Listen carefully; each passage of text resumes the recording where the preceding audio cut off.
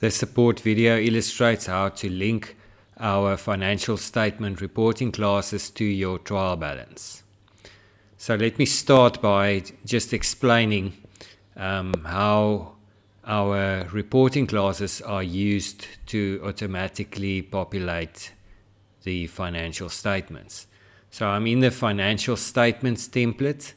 This is also applicable to the financial analysis template, which the structure is similar in that there's only one TB sheet. So as you can see on the classes sheet, we define a predefined code for each class. So in this case, there's the income statement has separate classes for each row on the financial statements for income and expenses. So the class code is set in column A on this classes sheet. If you then look at your financial statements, the class is hard-coded in column A. So in that example of the accounting fees, that class, as you can see, it's been entered into column A. It's a value. And then the formulas will calculate the amounts based on that class in column A. Okay, so that's fixed on the financial statements. So in terms of your trial balance, you can include your account number and your account description in column C and D, but then you need to link each account to the appropriate class.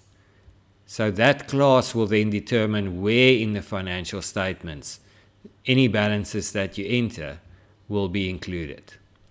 So it's important to know how to link your classes to your trial balance accounts, because that determines where these amounts feed into the financial statements.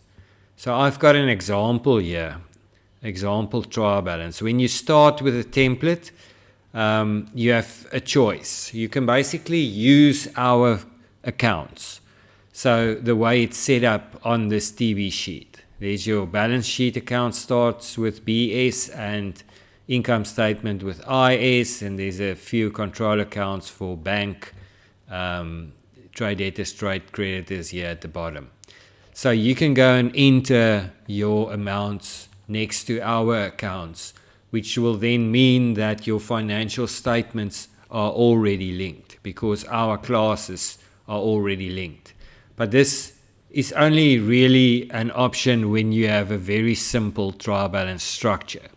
If you have a more complicated structure, then you would probably need to use your own account. So I'm just going to do an example here to show you what to do when you start with the template. So I've got my TB sheet here where I've just changed our default account numbers slightly so that they don't match. And the account descriptions are consistent with what we're using, but it's not really relevant. You can use any account number structure, any account format at all, and use your own descriptions. So when you include your own trial balance, the first step is copy your account number and description and go and paste it into your TB import sheet.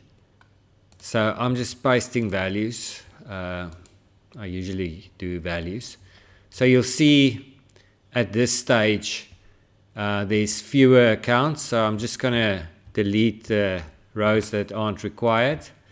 There's a formula in column D and column E, which is why it's giving these errors. I'm just widening that slightly so you can see the entire account number. So why the TB import sheet? This sheet has been set up to make it easy to link or to copy your amounts into the trial balances. In order to copy your amounts next to the correct account numbers, the sequence needs to be the same between your export file and the TB sheet as it stands. So this sheet basically just checks that sequence, and it will highlight where there's a row maybe on the TB sheet that's not in your extract file, or the other way around, and you can just line them up correctly and then copy your amount. So that's why I'm using the TB import sheet. In this example, it won't really be required for this example, but I suggest that you do use the TB import sheet. It may be valuable for subsequent years. So once you've copied the account number and description onto the TB import sheet, you can also copy them onto your TB sheet. So I'm also just going to paste values here. So again, we're going down and I've got fewer accounts, so I'm just going to delete the extra rows and I'm going to just widen this column.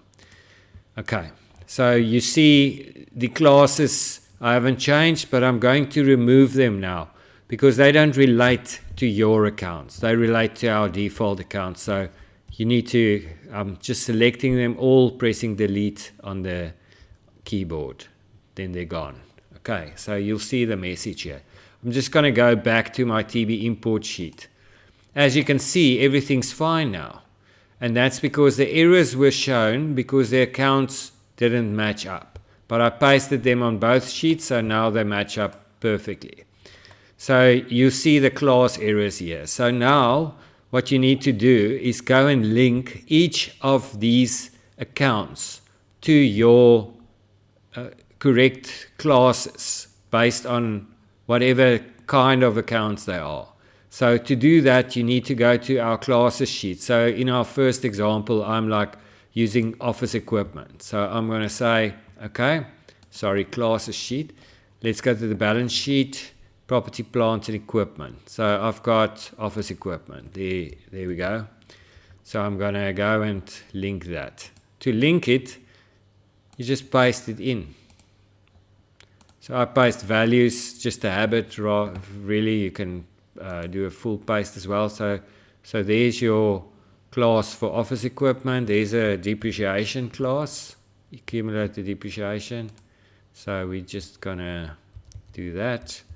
There, I did a full paste, and you'll see as you go along, the status will match up because our classes are already linked to the annual financial statements. When you paste them in, then that's going to be automatic. I just want to put an amount in. It's going to look weird now because there's no other amounts in and it won't balance. But just to show you, we're going to look at the property, plant and equipment note for 2020. So let's just go down here to the notes and you'll see already included it, just to show you that it does feed through. So what you basically need to do is go through all our classes, look at the account, what type of account is it, go to your classes sheet and look at the code, which code would be appropriate for that account. So we're going to do a separate tutorial to show you how to add a new class. So if your expenses are different from the ones that we have listed here, just look at that separate tutorial that we're going to do on adding new classes to the template. So that's basically it. That's how you link our predefined classes to your own trial balance accounts. It's a bit cumbersome initially, but when you roll forward for the next year, everything would have been linked already, and it's an exercise that you do initially, basically once when you start using the template, and after that you'll only add new accounts. So have a look at our support section on our YouTube channel for more support tutorials.